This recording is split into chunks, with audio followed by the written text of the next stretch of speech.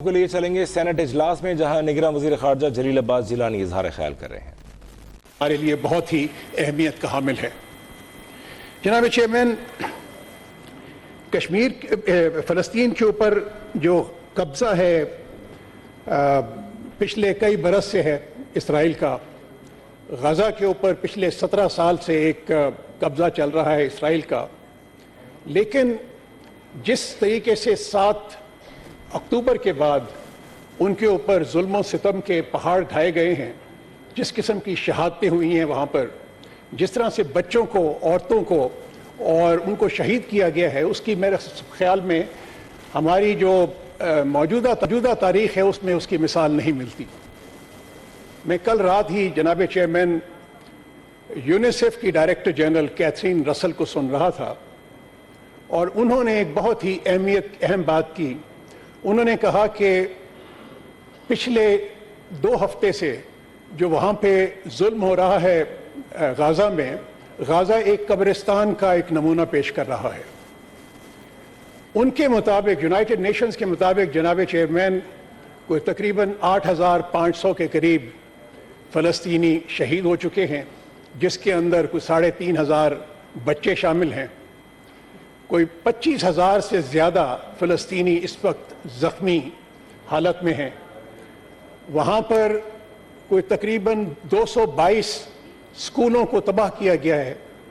1,80,000 کے قریب مکانات کو بھی تباہ کیا گیا ہے جو فلسطینی جہاں پہ وہ رہ رہے تھے۔ نہ وہاں پہ بجلی ہے، نہ پانی ہے، نہ خوراک ہے، اور جہاں پر جو ہسپتال ہیں ان کی حالت یہ ہے کہ اس وقت تک کوئی 35-36 اسرائیلی اٹیکس وہاں پہ کلینکس اور ہاسپٹل پہ ہو چکے ہیں، جس کی وجہ سے وہاں پہ لوگوں کے لیے کوئی پرسان حال ہی نہیں ہے۔ جو زخمی ہیں وہ بیچارے، ان کی کوئی تیمارداری کرنے والا نہیں ہے، ان کے علاج کے لیے سہولتیں بالکل نہیں ہیں۔ تو یہ صورتحال میں سمجھتا ہوں کہ نہ صرف پاکستان کے لیے بلکہ پوری دنیا کے لیے ایک بہت ہی باعث تشویش ہے۔ جناب چیئرمین، ابھی کل ہی اسرائیل نے جبلیہ کے مقام پہ ایک اور حملہ کیا، جس کے نتیجے میں سینکڑوں شہادتیں ہوئیں۔ یہ جو اسرائیلی حملے ہیں یہ صرف غزہ تک ہی موقوف نہیں ہے، اس کا بلکہ دائرہ کار بہت زیادہ بڑھا دیا گیا ہے، اور اب نہ صرف یروشلم بلکہ ویسٹ بینک میں بھی ان کے اٹیکس ہو رہے ہیں، اور ایک اطلاع کے مطابق، اوتھینٹک فگرز کے مطابق، یروشلم میں بھی اور ویسٹ بینک میں بھی بے شمار شہادتیں ہو چکی ہیں۔ لیکن جناب چیئرمین، جس بات کی اہمیت یہ ہے کہ یہ جو یونائٹڈ نیشنز کے فگرز جو دیے گئے ہیں، according to various independent sources, شہادتوں کی اصل تعداد اس سے کہیں زیادہ ہے۔ جناب چیئرمین، جو پاکستان نے یہ مسئلہ جو سا ہے، اس کے لیے جب سے یہ شروع ہوا ہے، اس میں ہم نے بہت ہی ایک پرو ایکٹیو رول ادا کیا۔ نہ صرف یہ کہ پاکستان نے اس کے اوپر ایک بہت ہی واضح سٹیٹمنٹ دی، نہ صرف آپ کی طرف سے ایک بہت واضح پیغام دیا گیا فلسطین کے بھائیوں اور بہنوں کے لیے، بلکہ حکومت کی جانب سے بھی ایک واضح پیغام دیا گیا۔ اور پرائم منسٹر نے،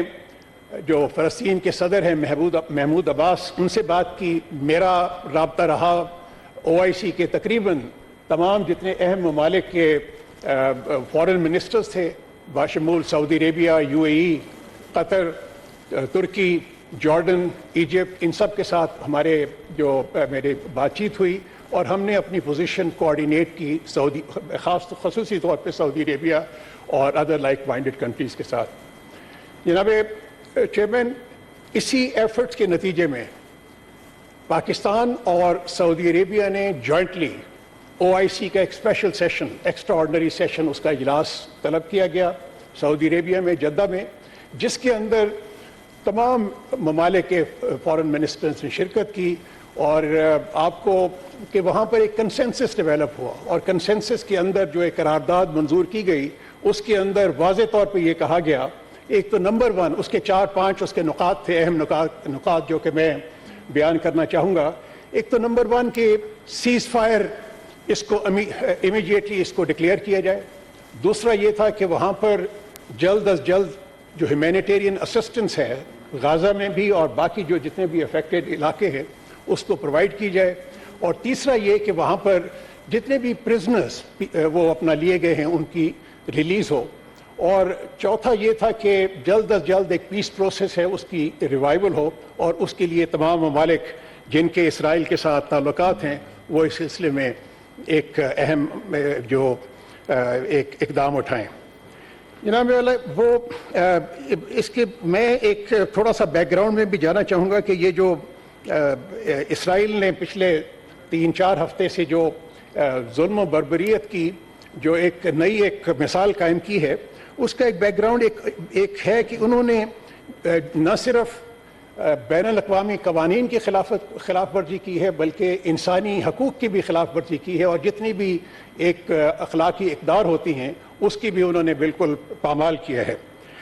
आपको मालूम होगा जनाब चेयरमैन के जो इनका था सबसे पहले 1967 में जो रेजोल्यूशन नंबर 242 पास किया गया था और वो यूनानिमसली पास किया गया था, उसके अंदर इसराइल के कब्जे को यूनाइटेड नेशंस ने उसको नाजायज़ करार दिया था।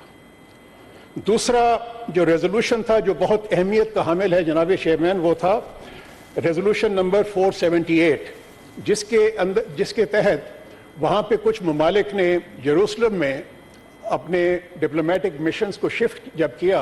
तो उसके नतीजे में ये रेजोल्यूशन पास किया गया कि जितने ममालिक ने यरूशलेम में अपने अपने मिशंस को डिप्लोमेटिक मिशंस को शिफ्ट किए हैं वो वहाँ से निकाल के उसको वापस ले जाएं इसराइल के जो दारुल खिलाफ है उसके अंदर तेल अवीव में। और तीसरा जो अहम एक रेजोल्यूशन जो पास किया गया वो था रेजोल्यूशन नंबर 2334 जनाब चेयरमैन, जिसके तहत उन्होंने जितनी भी सेटलमेंट इसराइल ने कायम की मकबूजा इलाकों में उनको सबको नाजायज़ करार दिया। तो जनाब लेकिन बात यह है कि जनाब चेयरमैन के इन तमाम रेजोल्यूशंस की उन्होंने कोई पासदारी नहीं की। न सिर्फ उन्होंने पासदारी नहीं की बल्कि उनके जो जितने भी हमायती हैं उन्होंने भी उन पे जोर नहीं दिया कि वो इसराइल उनकी जो रेजोल्यूशंस की पासदारी करे। और इस सिलसिले में मैं एक जो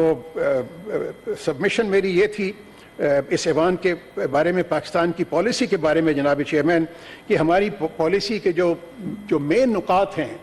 वो मंदरजा झेल हैं। एक तो नंबर 1 कि इसराइल फौरी तौर पे अपने जो भी इलाके उन्होंने जिन पे काबिज है उनसे अपना इनखला करे और जो उन्होंने अपनी वहाँ पर जो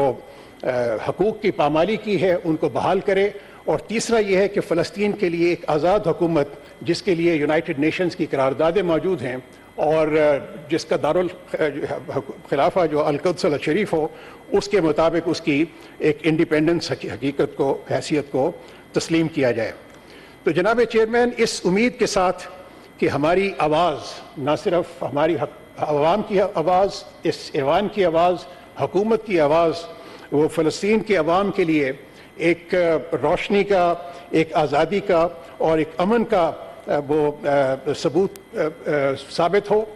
और इस उम्मीद के साथ कि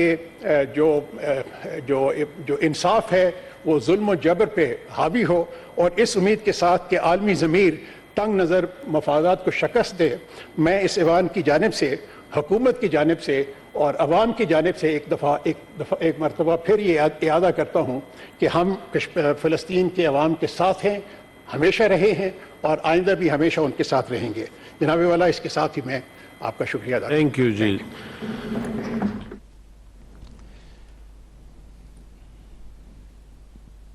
सेनेट के इजलास में निगरान वजीर खलील अब्बास जिलानी इजहार ख्याल कर रहे थे, जो कि आप बराह रास्त देख रहे थे।